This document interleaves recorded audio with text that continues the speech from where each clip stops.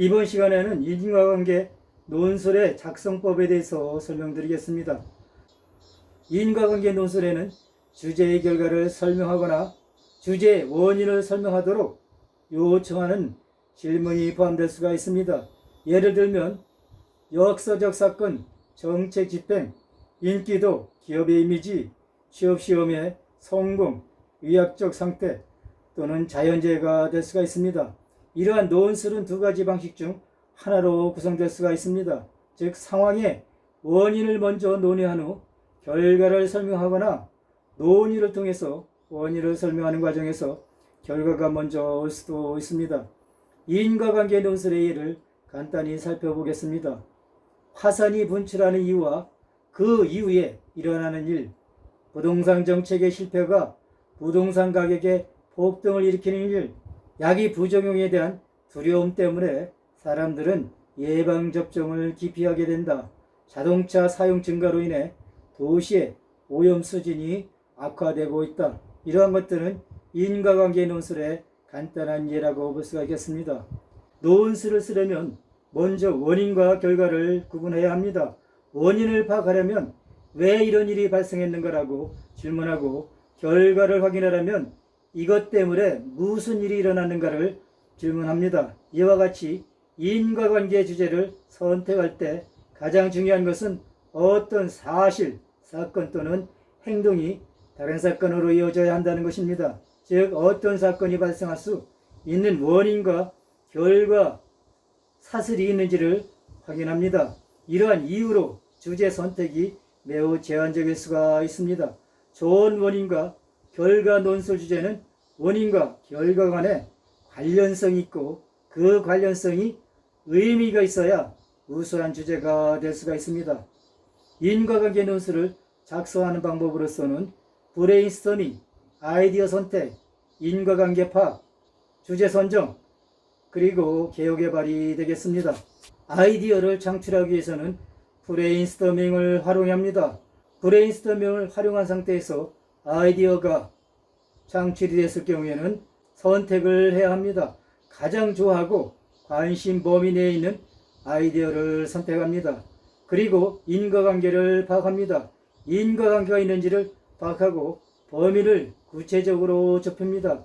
예를 들어 아이디어가 백신 접종과 학업 성적의 인과관계인 경우 백신 접종이 대학생의 학업 성적에 미치는 영향과 같이 범위를 좁힐 수가 있습니다. 인과관계를 파악한 후에는 주제 선정을 해야 합니다. 간결하고 요점에 직접 연결되고 명하고 매력적인 제목을 만듭니다. 논술에 적합한 주제를 선택합니다. 그리고 나서 개요를 개발합니다.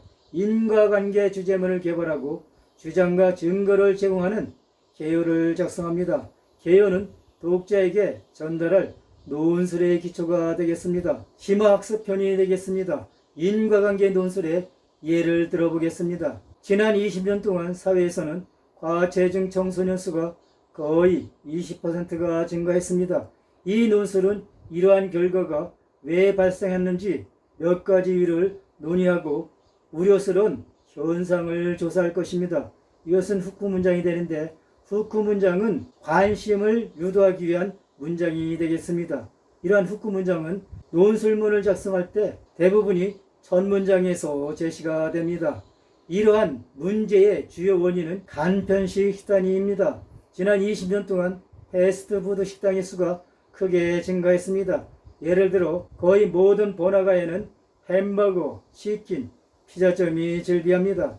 이러한 음식은 매우 건강에 해로운 것으로 입증되었으며 광고의 대부분은 청소년을 대상으로 하여 청소년 고객을 유치합니다. 그러나 그것은 외식 때문만이 아니라 많은 청소년들이 집에서 먹는 식단의 유형이기도 합니다. 청소년들이 집에서 먹는 많은 식품은 가공식품과 기름진 음식이며 특히 일하는 부모들은 간편식을 찾아 더욱 그렇습니다. 이것은 원인이 되는데 이 단락은 청소년들이 과체중한 원인을 제시하는 것이 되겠습니다. 이러한 영향은 매우 심각하고 앞으로도 지속될 것입니다. 첫째, 청소년들의 비만 관련 질병이 증가했습니다. 청소년 비만 질병은 당뇨병, 고혈압이나 협심증 등을 증가시킵니다. 둘째, 비만은 따돌림을 당하여 정신건강을 해칠 수가 있습니다. 끝으로 소화비만으로 인한 자존감 손상도 우려됩니다. 이 단락은 과체중 청소년의 수가 증가하는 것에 대한 결과가 되겠습니다. 마지막으로 결론 문장이 되겠습니다. 요약하면 청소년들의 비만은 간편식 식단, 광고와 부모의 원인이 있습니다. 따라서 사회는 이 문제를 방치하지 말고 특별한 조치를 취해야 합니다. 심학습에서는 인과관계의 논술의 예를 다뤘습니다. 여기에서는 후크 문장, 원인, 결과 및 결론이 제시되어 있습니다. 오늘 방송은 인과관계 논술의 작성법에 대해서 진행했습니다.